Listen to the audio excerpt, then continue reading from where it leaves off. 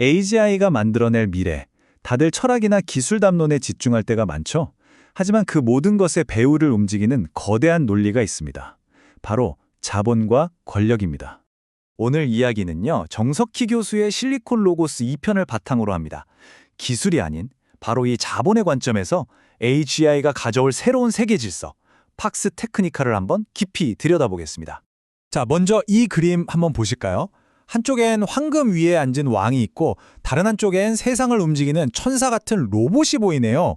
그리고 그 아래에는 경외심에 가득 찬 인류가 있고요. 이게 정말 우리가 마주하게 될 미래의 모습일까요? 그럼 첫 번째 장부터 시작해보죠. 모든 것의 시작은 바로 자본입니다. AGI에 대한 그 어떤 낭만적인 비전도 결국 이 하나의 논리에서 자유로울 수가 없어요. 결국 모든 경쟁력은 돈으로 회귀한다. 어쩌면 이게 AGI 시대를 관통하는 가장 냉혹하고도 또 가장 본질적인 진실일 겁니다. 생각해보세요. 아무리 위대한 철학적 통찰을 가졌다 한들 그 비전을 현실로 만들려면 정말 천문학적인 인프라가 필요하거든요. 막대한 연산 능력, 세상을 움직일 로봇 군단, 그리고 이 모든 걸 가동시킬 에너지까지. 이 모든 걸 누가 가지고 있죠? 맞습니다. 바로 자본가죠. 여기서 정말 흥미로운 비유가 하나 나옵니다. 미래의 선구자들은 마치 르네상스 시대의 예술가들 같을 거라는 거예요.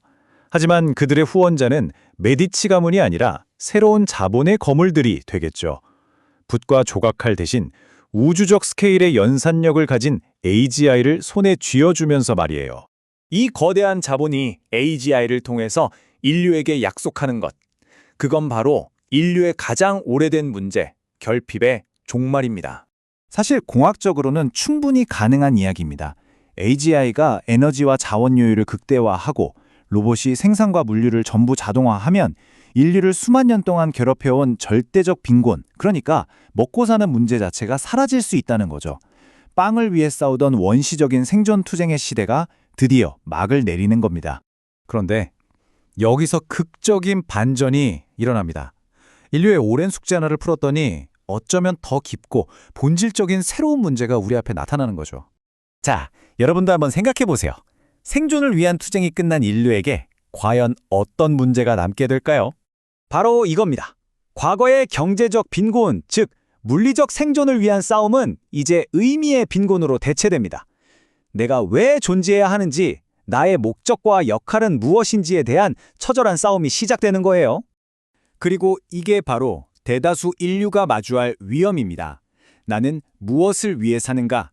이 질문에 답하지 못하면요, 자본이 제공하는 메타버스 같은 완벽한 디지털 유토피아 속에서 그저 수동적인 소비자로 전락할 수 있다는 겁니다. 새로운 세계를 설계한 그들에게 모든 주도권을 내어준 채 말이죠. 이렇게 기술을 통해 권력이 완전히 재편된 새로운 세계 질서. 우리는 이걸 팍스 테크니카라고 부릅니다. 팍스 테크니카. 이게 뭐냐면 특정 국가나 거대 기업이 AGI 통제권을 통해 전 세계를 지배하는 새로운 질서를 의미합니다.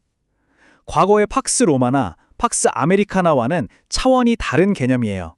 AI를 통제하는 패권 세력은요, 이전과는 비교할 수 없는 거의 신과 같은 힘을 갖게 됩니다. 전 세계 경제 시스템을 설계하고 여론을 조율하고 부를 실시간으로 재편할 수도 있어요. 심지어 다른 국가의 의사결정에 직접 개입하는 것까지 가능해지죠. 자, 이제 마지막 장입니다.